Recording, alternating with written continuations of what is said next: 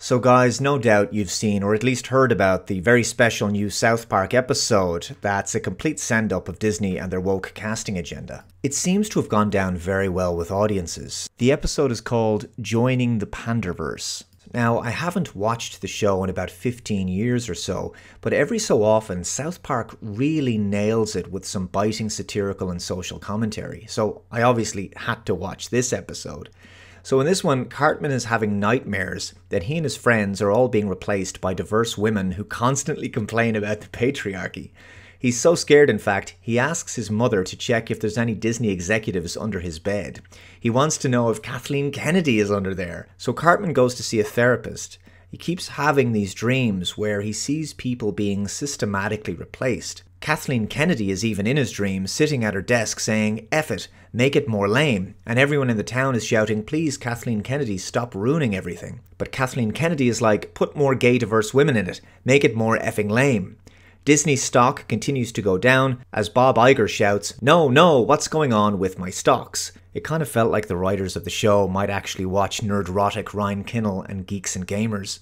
The therapist tells him these dreams are actually a manifestation of everyone's fears these days of being replaced by AI. The primary subplot is that white-collar work, especially more elite jobs, are gradually seeing their usefulness and income levels usurped by blue-collar workers, especially handymen and those in the building trade who can effectively name their price for manual labour. The white-collar work is increasingly being taken over by AI. A news report discusses how it appears no one knows how to do anything anymore, specifically basic DIY and maintaining things around the home, especially when stuff breaks down. Handymen always seem to have plenty of work these days and can afford to be choosy about the jobs they take on, while the white-collar workers struggle to get a handyman to commit to taking on their job in a timely fashion. Something many of us can actually relate to. Society has basically screwed itself by relying on technology and AI and outsourcing important knowledge in this manner. As a result, most white-collar workers simply don't know how to repair or maintain things in their homes. So what's happened is, because all of the handymen are getting so much work, they become too expensive for many white-collar people to hire. So, in a humorous twist, the highly qualified white-collar workers are begging for illegal immigrant handymen to take on their jobs.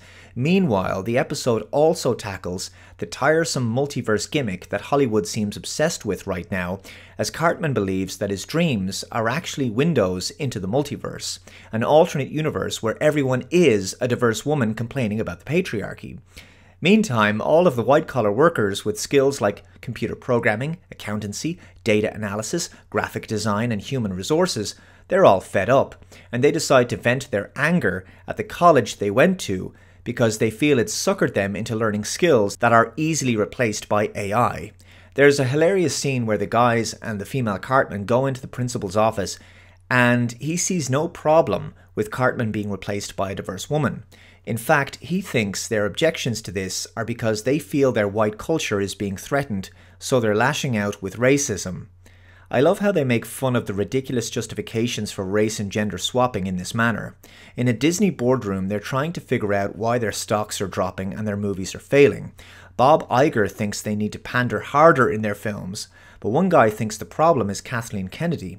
He thinks Disney has pandered so much that it's opened the door to the Panderverse, and Kathleen Kennedy has been replaced by an alternate universe version of herself. It's hilarious to see their version of Kathleen Kennedy ruining the new Bambi film by shouting on set about how they need to put a diverse woman in it, make it more lame. She even wants a gay chick put in her linguine in a restaurant. The real Kathleen Kennedy has been using a panderstone, an ancient piece of artificial intelligence that could be used to make the same movies over and over again while appealing to absolutely everyone. But she went too far with it and got sucked into the other universe. Cartman says this is the best explanation as to why all Disney movies suck right now. There's a final moment when the whole multiverse stuff is resolved and the real Kathleen Kennedy is back. And she says to Bob Iger, "From now on, we'll just make original content that doesn't pander," to which he replies, "Sure we will, Kate, sure we will." So I think this was a nice sarcastic moment to end the episode on. One final dig at Disney's seeming inability to get off the woke train. I think ultimately it's a positive thing that Disney's constant pandering to the message is at last being called out in such a satirical and comedic fashion on a popular mainstream show. It's a scathing and brutal send-up of Disney's deeply unpopular, politically motivated casting policies in their films in recent years, race and gender swapping. Mockery is a powerful weapon in the culture war, and it's one we simply don't use often enough. Let me know your thoughts in the comments below. Thank you very much for watching. Take care, and I'll see you in the next one. Bye-bye.